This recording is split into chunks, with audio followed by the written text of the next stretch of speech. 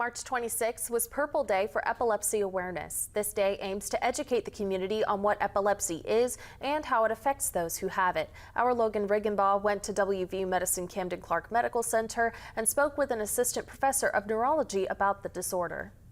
Purple Day for Epilepsy Awareness sheds light on what epilepsy is and how it affects those who have it. The International League Against Epilepsy defined epilepsy as 2 unprovoked seizures within 24 hours or 1 unprovoked seizure with a high risk of a second seizure occurring. According to Dr. Muhammad Hussein, an associate professor of neurology at WVU Medicine Camden Clark Medical Center, 1 in 26 Americans have been diagnosed with epilepsy. Dr. Hussein says there are 2 categories for epileptic seizures. But in general, we define them in 2. One is focal and one is generalized. So focal seizure is when the seizure starts in one area of the brain and presents with those symptoms. And generalized is when it may start from one area of the brain and may then spread everywhere. Symptoms for a seizure depend on where the seizure occurs in the patient's brain.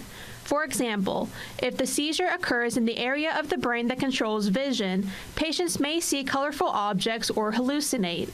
Dr. Hussein says there are multiple ways for family members to help their loved one if they have a seizure. Don't try to do anything with the patient. If you want, you may want to turn them to their left side because there's a risk of aspiration on their own saliva during that event.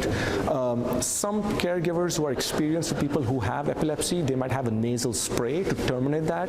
That's something that you could do if you're trained into that and if you have that. But beyond that, I would say it's always safe. Call 911, get to the emergency room. We're all well trained to take care of it. For more information about epilepsy, you can visit our website at WTAP.com. Reporting from Parkersburg, I'm Logan Riggenbaugh for WTAP News. This is Home.